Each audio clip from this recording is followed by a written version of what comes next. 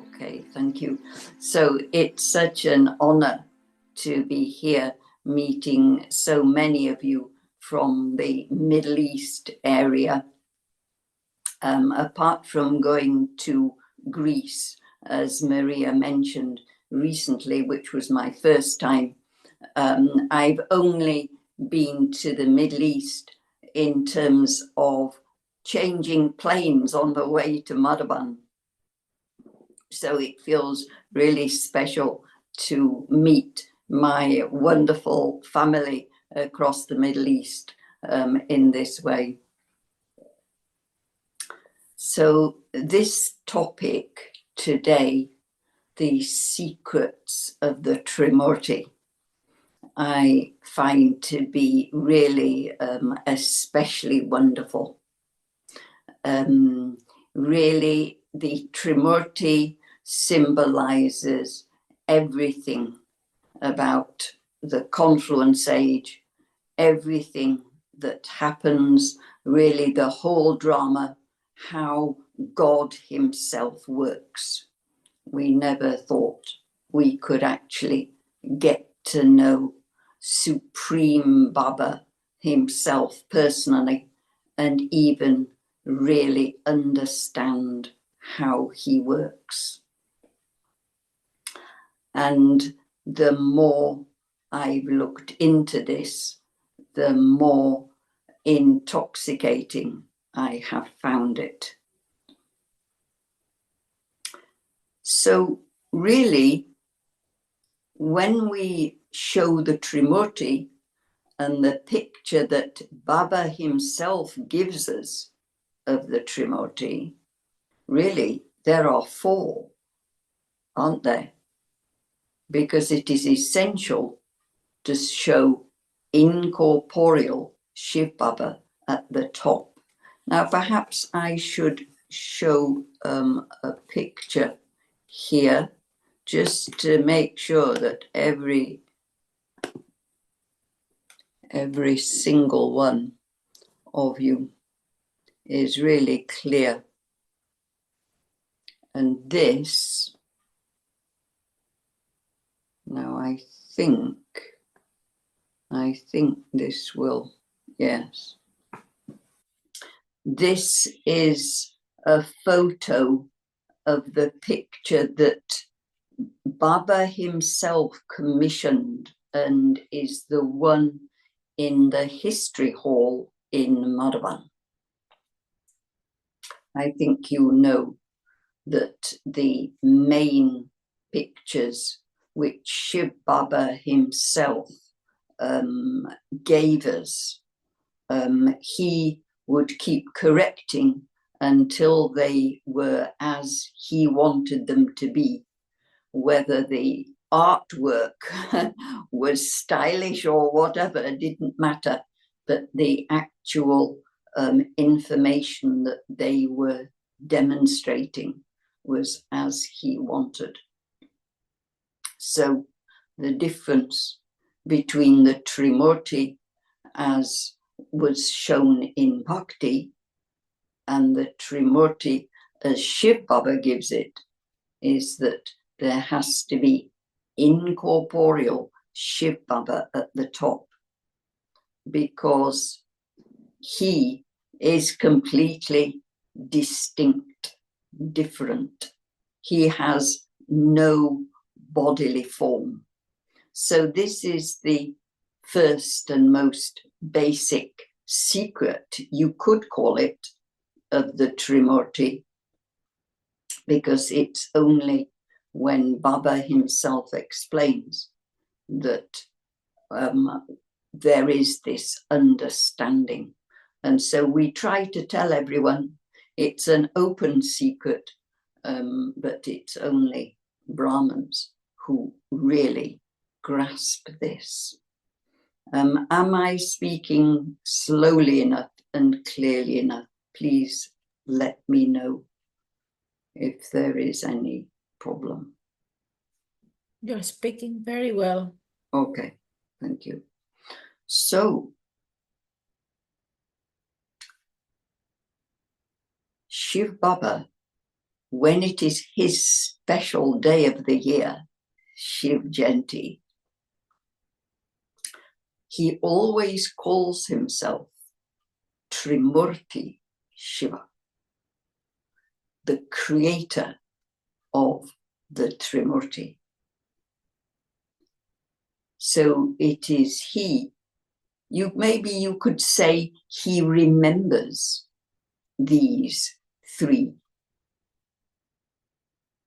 Remembering isn't only in thoughts, is it? It can also be in pictures. And Shiv Baba, since he remains supremely pure, remains incorporeal, remains completely free from any entanglement in the physical world, his thoughts are totally powerful. So when he creates these thought forms of Brahma, Vishnu, and Shankar in their full significance, then these three, sooner or later, become reality. And first of all, he awakens Brahma.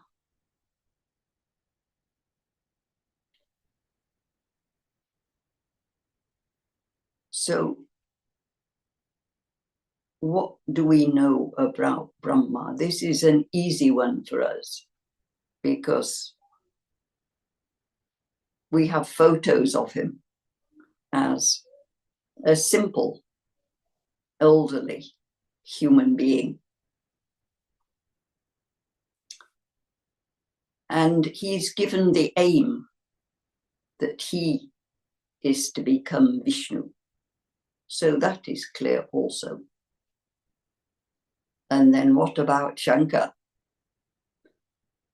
Could we say that Shankar really is the other aspect of Brahma?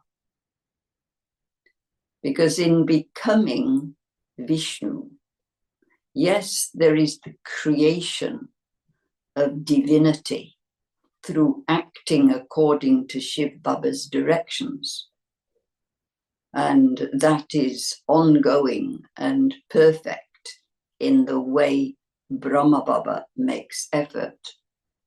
But at the same time as creating that purity and divinity, there is also the letting go of the old, the completely going beyond the physical world, even the physical body, through total yoga with Shiv Baba. And in fact, in Baba's Murlis, he has sometimes said, really, the order of these three should be Brahma, Shankar, Vishnu, because it's the creation and the destruction of evil through the power of yoga that together enable the soul to become the complete embodiment of everything that Shiv Baba gives. Really, the embodiment of everything that Shiv Baba is actually Vishnu. Now, you're probably familiar with all that I've said so far, and you think, well, yes, we know this. What I find is particularly amazing and inspiring is that it's also very clear that actually Shiv Baba, okay, first he creates those subtle forms, and then Brahma Baba, the human being in the physical body, becomes purer and purer and more yogi and more full of the entire inheritance, everything that Shiv Baba gives. But he doesn't do it on his own, does he? Yes, of course, he works with Shiv Baba. But what about those who were around, even when he first woke up to being Brahma? So these three figures, they also are symbolic of the whole Brahman family, surely. In fact, Baba has called them our coat of arms. Do you know this term, coat of arms? It's used in the world for symbols which represent maybe a complete ancient family. They can also represent a country or an army or an organization or even a business. Sometimes a city or a town can actually have a coat of arms. And what they are for is a visual statement of what those people stand for, something about their history, probably, what they do, really who they are in the world, what is their position, etc. And it's quite a powerful thing, and it's seen as you only have a coat of arms if there is really something honorable and special. And Baba calls these three forms of the Trimurti our coat of arms because, yes, really, they demonstrate who we are, what we do, what our purpose is, what our nature is, what our aims are, and also who we belong to, because we belong to the creator of that coat of arms. Yeah.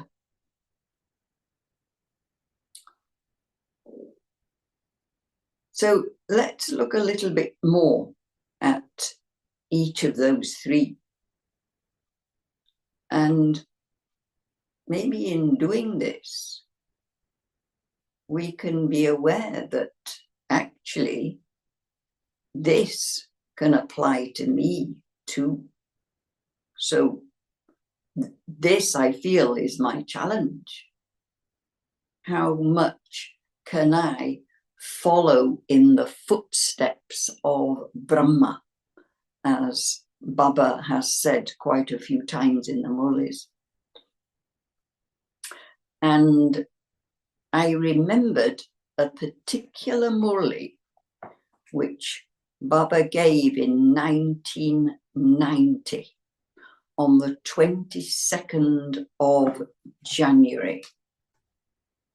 And in this, yes, that's the correct date, 22nd of January 1990.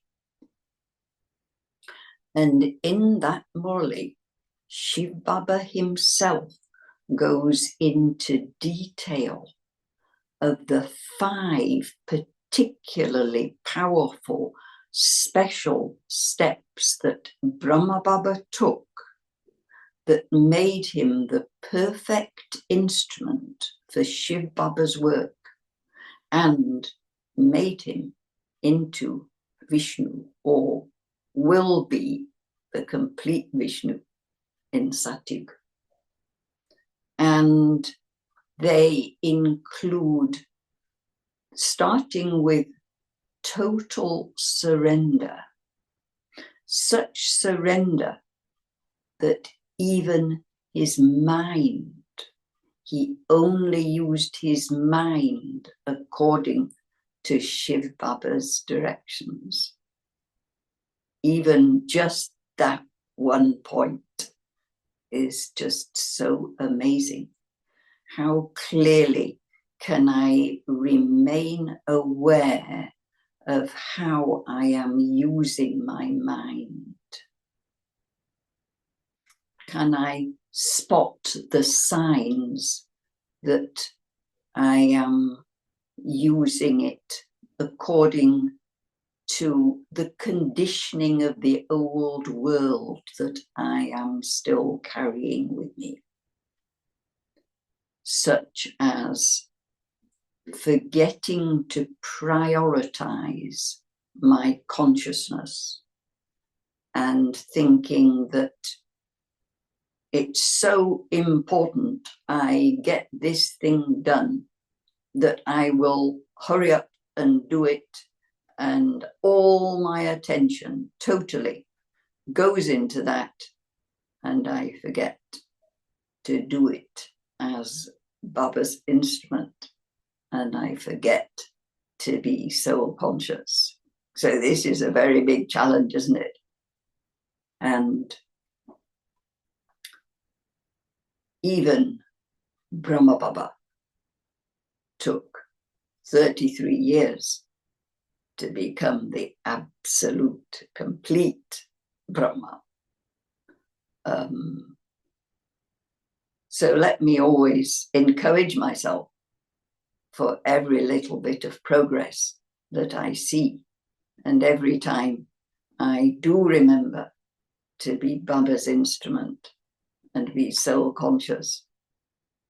But if that human soul, who was also confused by his end, even that wonderful soul of Brahma Baba, he reached the age of retirement and he thought, instead of going into retirement, let me continue with this business a bit longer, this locket business, earn more money.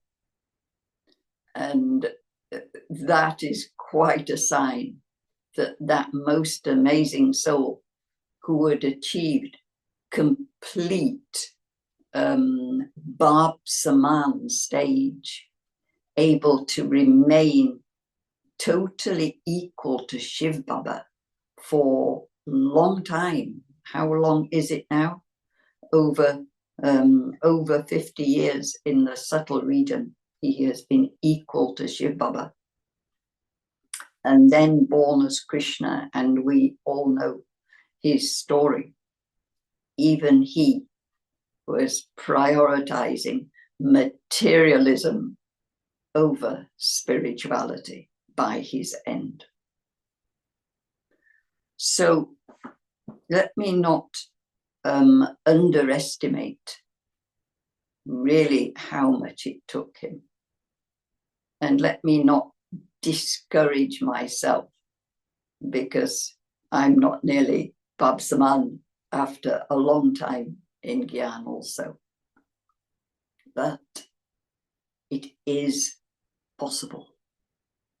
I have the same teacher, the same loving mother, father, the same Satguru, the same friend, etc. So why can't I do it too? And then his obedience, another step. The obedience that he had, everything was according to Shiv Baba's directions. And so his humility, this is something that really touches me. And I see that the more there is humility, the more I'm able to be Baba's instrument. And it's very funny to notice how all sorts of little forms of ego, in that I have to do this and can I do that or not, and things that really come from the old limited sense of who I am, how much they pop up. So churning on the Trimurti, ready for this talk, has made me a bit more aware of this. So I'm very grateful for the opportunity to share this with you at this time. And you can look at this Murli and read all the detail that Baba gives of these things. World server is another one. Everything that he did was from such a big heart.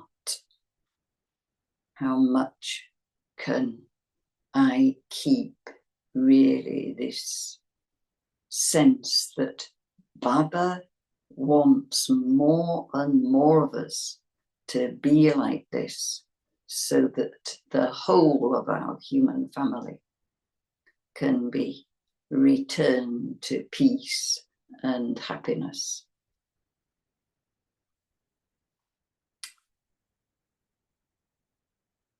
And so from Brahma, let's look at Shankar,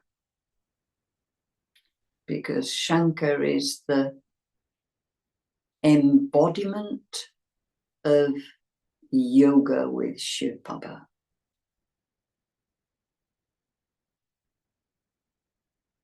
The naked body symbolizing the soul not wearing clothes. In other words, the soul not actually even wearing a body. Being in such consciousness that even the body that we inhabit doesn't distract us from yoga. And therefore, able to completely let go of all trace of the past.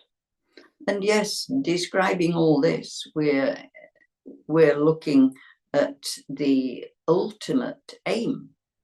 And Baba has often said, particularly to double foreigners, don't be disheartened. So Baba has chosen us. Baba has knows exactly what we have to go through and what we bring with us out of the old world. But it's Baba himself who is supporting us. So let me also see him as having some responsibility for my progress too. Sometimes Shankar has been shown with a snake around his neck. So being so much the master of himself that even the fiercest form of the vices cannot affect him at all. So it's shown as though it's a garland because it's demonstrating his power. And Shankar in this picture too, his hair is completely not taken care of at all. In other words, he doesn't follow the customs of the world. And yes, Baba does tell us to behave appropriately around people, but not to the point that it interferes with my relationship with Shiv Baba. Never let me notice if actually I'm putting that before following Baba's directions. And he has a top knot. The hair is also wound together at the top, and that is the symbol of the Brahman clan when Baba describes the Virat Roop, the one bodily form that symbolizes the whole of the drama, all the stages in the drama. And it's the top knot that symbolizes the Brahmins. There again, actually being above the body. So the real nature of a Brahmin is to be free from all the attacks and constraints of the old world, using Shiv Baba's power to remain free, remain at peace, remain in Baba's love. So that's Brahma and Shankar. And now Vishnu,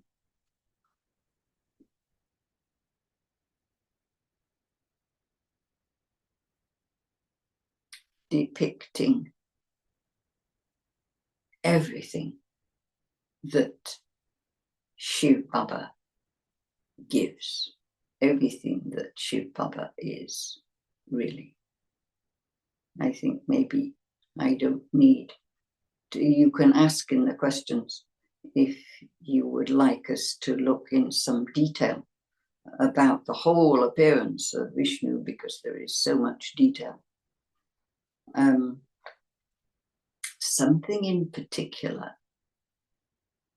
that I find very wonderful about Vishnu. Let me ask you a question.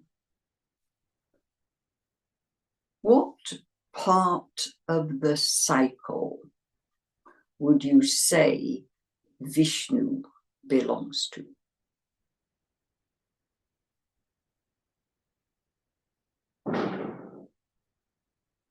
You can, to start with, you can say, well, he must belong in the confluence age, because this is when Shiv Baba, someone's put the end of the confluence, that's a good answer, thank you. You can say he must belong in the confluence age, because this is when Shiv Baba creates him as part of the Trimurti. And he's very important as the aim of the confluence age, isn't he? Any study, training course you have, you do it with an aim in mind. And we need this very, very elevated aim so that we're clear what we're doing. Then someone's put the confluence age at the beginning, and I didn't see the rest of it. And the end of the cycle. The end of the cycle too. Because this confluence age is the beginning and the end. Yes, yes. Then in Sakamulis, so often Baba refers to Vishnu as Lakshmi Narayan, doesn't he? So is that the beginning of Satyug? Or he is perfect in the golden age? Yes. Surely the whole of the golden age, there is the complete self-sovereignty and world sovereignty. Very powerful. And then surely the silver age too, because there is still constant divinity, constant soul consciousness through the silver age, isn't there? Then what about the copper age? And what about the Iron Age? Those are the kingdom of Ravan, aren't they? So surely he doesn't belong there. What do you think?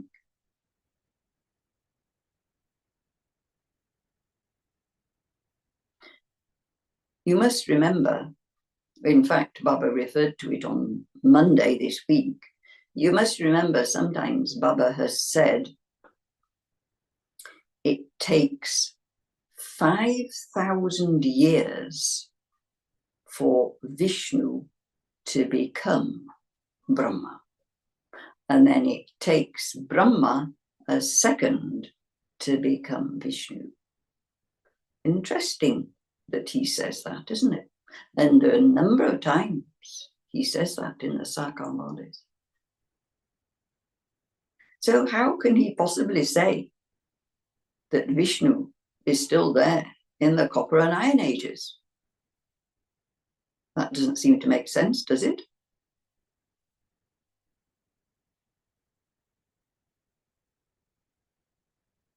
Well, let me remind you of something else. I'm sure you will remember the 5 forms that Baba gives us and tells us to experience these 5 forms as a practice. I'm sure you remember them. First is the incorporeal soul in the soul world. Second is the deity form, the second half of this in the first 2 ages, the golden and silver ages. Then what is the third form? I find the third form is just amazing. When I really grasped this, it was such a shift for me. Because this third form that Baba describes as one of our 5 forms is the non-living idol. He doesn't give our form of the Copper and Iron Ages as the lost and confused body-conscious human being who is becoming more and more influenced by the vices. He gives our third form through that second half of the cycle as being the non-living idol that is still supporting humanity, that is inspiring, that is reminding souls of God, reminding ourselves too, reminding ourselves without us realizing that the images are actually of ourselves, reminding us of what real divinity, real purity, real spirituality stand for. So Baba's vision of us around the whole cycle is that we are beautiful, wonderful, valuable beings. And this is so important for us to be aware that this is Baba's vision of us. And then, of course, the 4th and 5th forms. The 4th form is the Brahman, and the 5th form is the angel. And then we're back again to the soul world, the 1st form. But to me, this 3rd form really is such a big eye-opener to how Baba sees us and how Baba wants us to see ourselves and each other, therefore. I think you will agree with me, it is very wonderful. And so Vishnu, yes, Vishnu is there in the Copper and Iron Ages, still inspiring, still supporting, still reminding us of how important spirituality is. Yeah.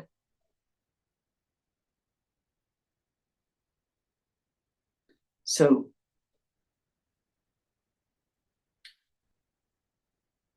do I accept that Vishnu is my form? Or do I think, well, it's Brahma Baba who particularly becomes that, and Mama too. Mama is there with those 4 forms, 4 arms, 2 arms of Lakshmi. So it's those 2 that Vishnu means. Maybe the 8, maybe the very highest Brahman souls, but me,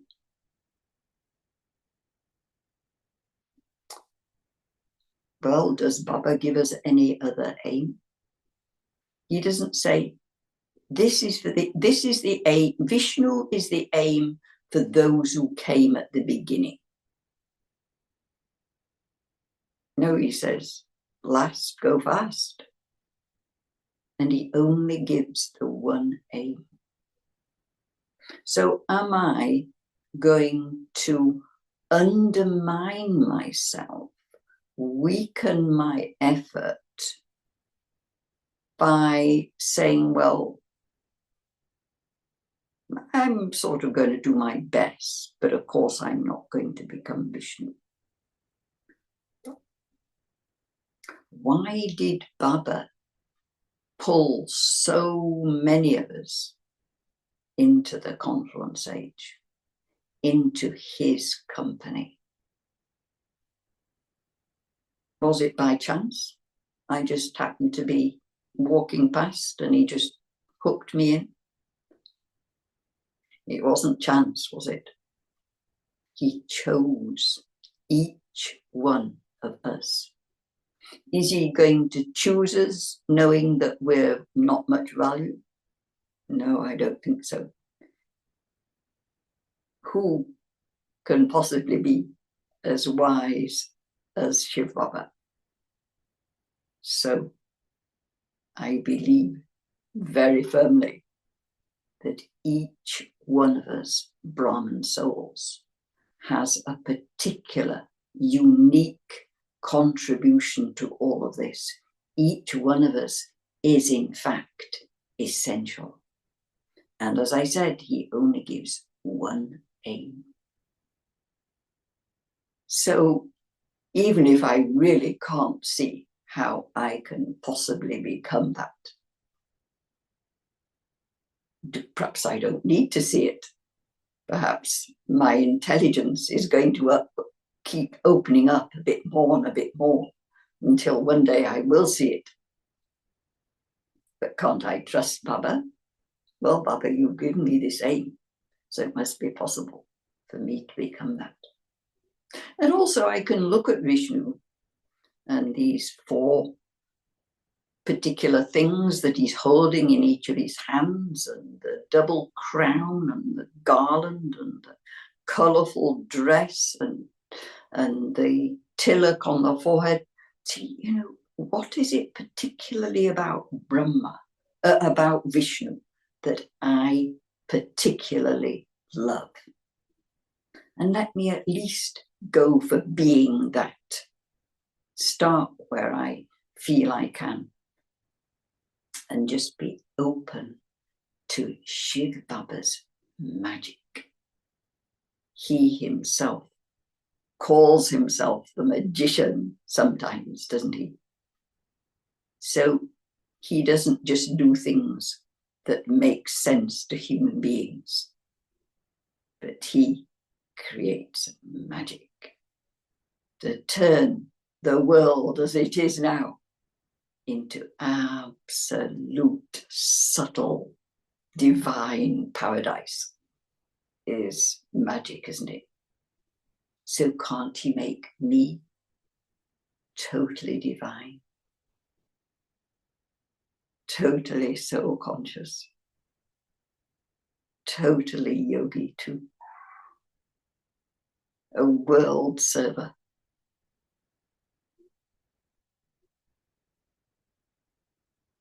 we don't know what's round the corner, do we?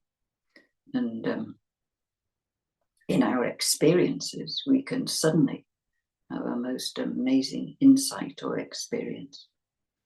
Just as in the world, we don't know what's happening yet next. All sorts of challenges, disasters, unexpected things. We really, more and more frequently, we're taken by surprise. And why do we have all these challenges at this time? We can say, oh, it's because of the vices and the karmic accounts. But we can also say it's actually because we need the challenges on this greatest of all training courses.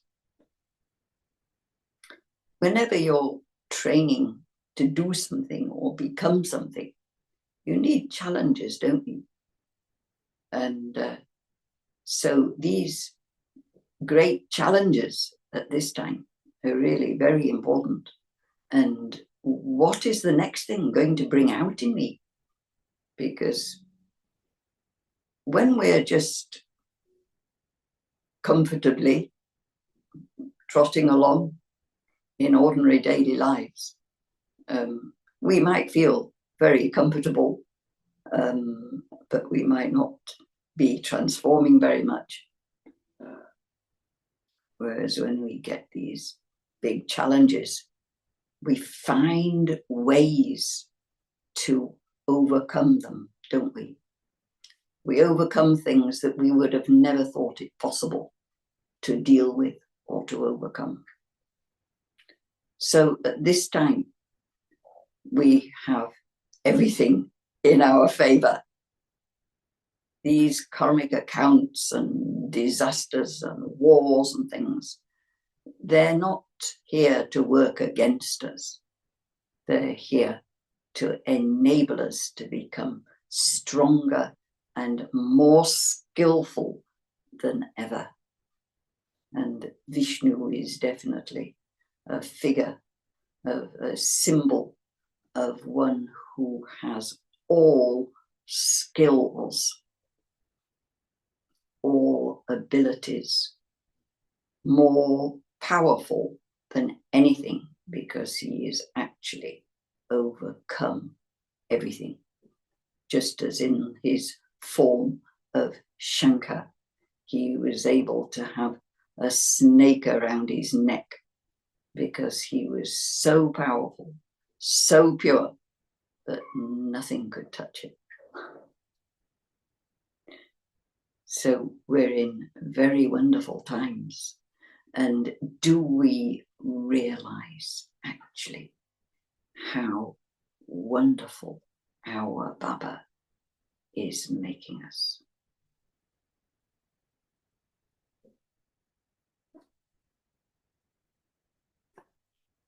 This picture is obliterating the time. I think I've begun to go over time. No, And so we're okay, Helena, with the time. we're okay, are we? Yeah. Well, the final, just a minute. I had a particularly final question.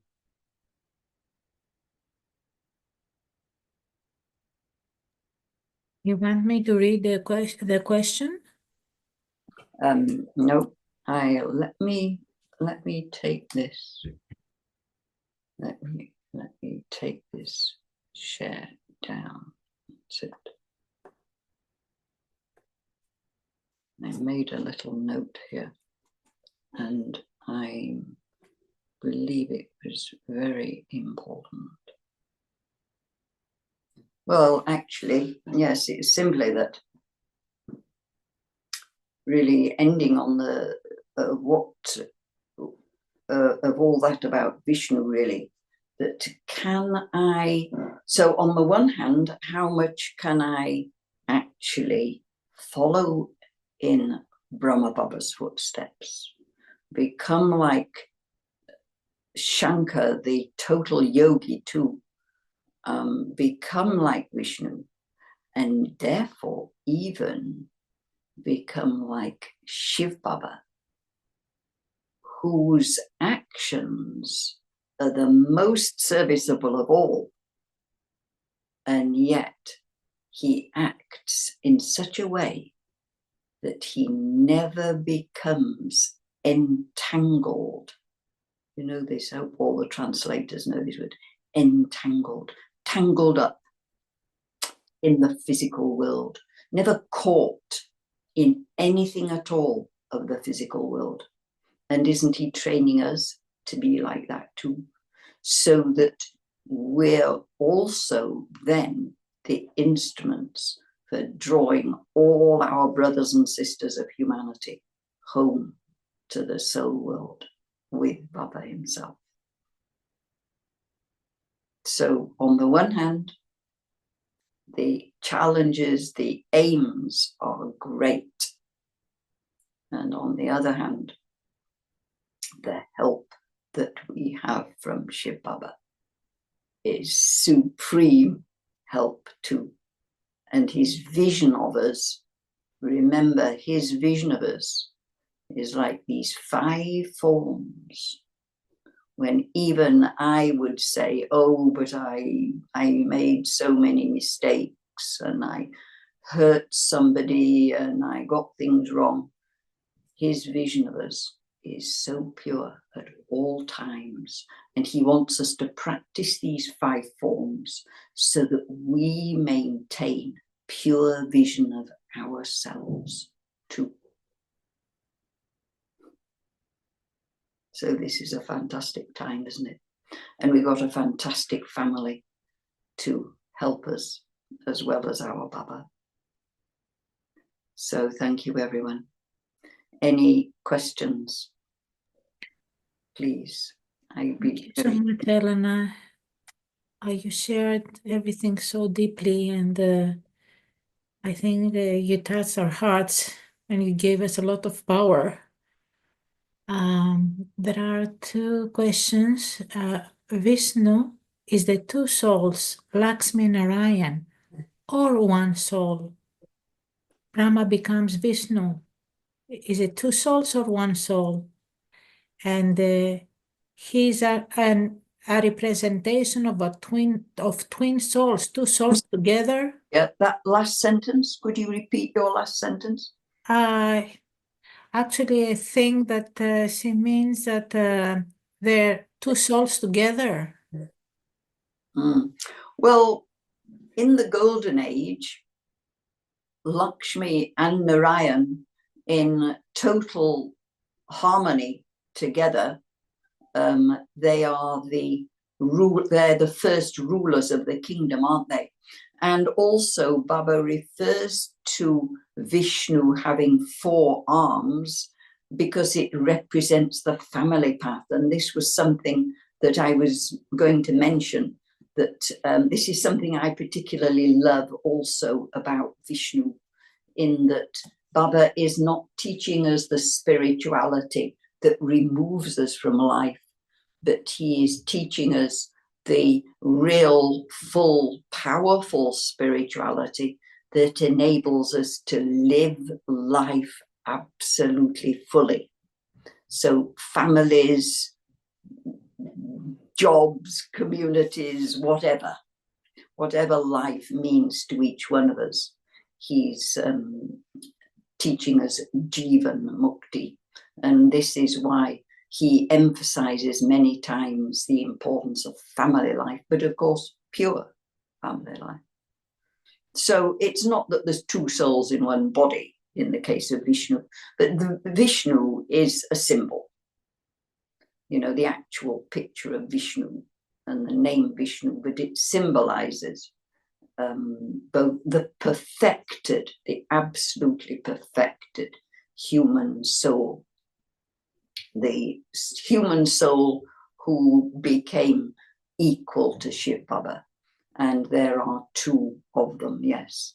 that we know them as Mama and Baba, and we also know them as Lakshmi and Narayan. So in the Golden Age, of course, they have two bodies. They have one body each. So Yes, thank you. There is another question. What's the significance of Trimurti in Indian culture? How is it understood there? Well, I only know about the Indian culture from what I've learned as a Brahmin with the Murlis at the Confluence Age. And I understand that they see the Trimurti as three forms of God. They don't understand that God, the supreme being, Param, Atma, only ever has the one form of the infinitesimally small soul, point of light, just as we do.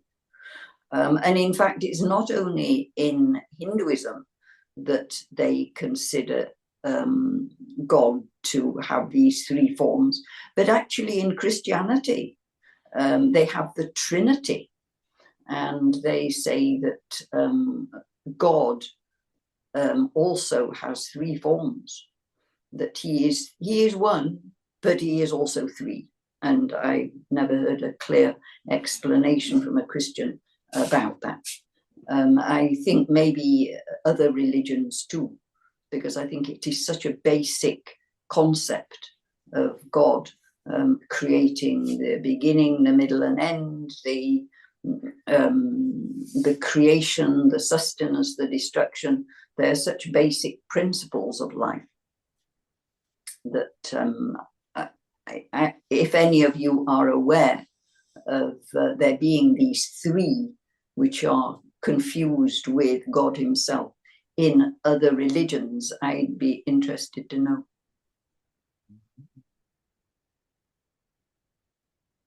Okay, thank you. I don't see any other questions. Okay. We have 5 more minutes, and okay. Oh, someone saying yes. You mentioned the worship-worthy form. Yes. That's really very interesting, because I was really I never had thought about it so deeply as you mentioned it, and you explained it, and it touched my heart. So, can you say a few more things about it?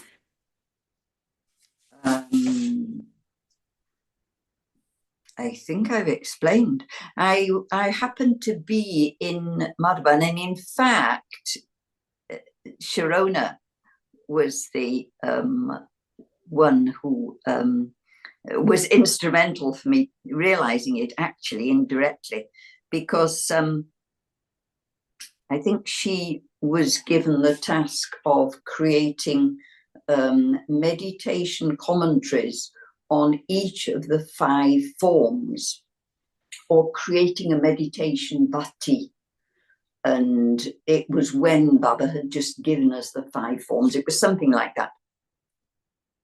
And so she asked me to take part in it too. And I remember now, I was getting so intoxicated with creating these meditation commentaries that I was staying up in the night in Madhavan.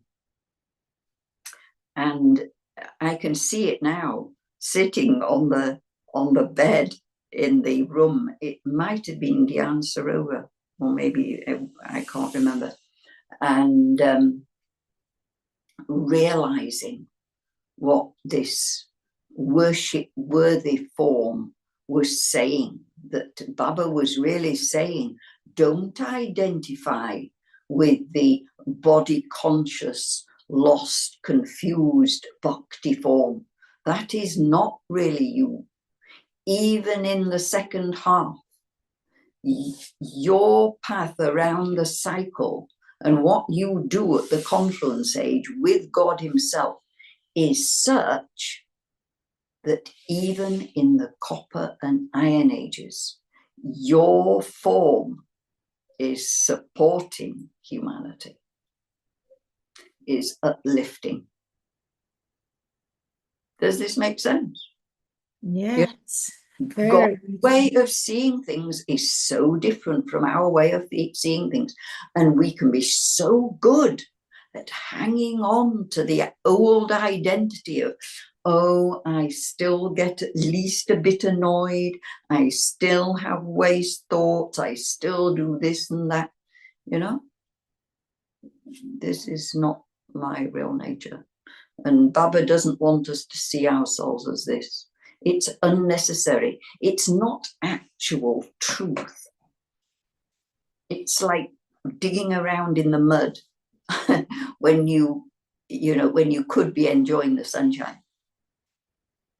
And there's limited truth in it, and he does want us to notice things so that we check ourselves and we don't keep on making the same mistakes. But this is not my real identity. This is it's like hanging on to the past.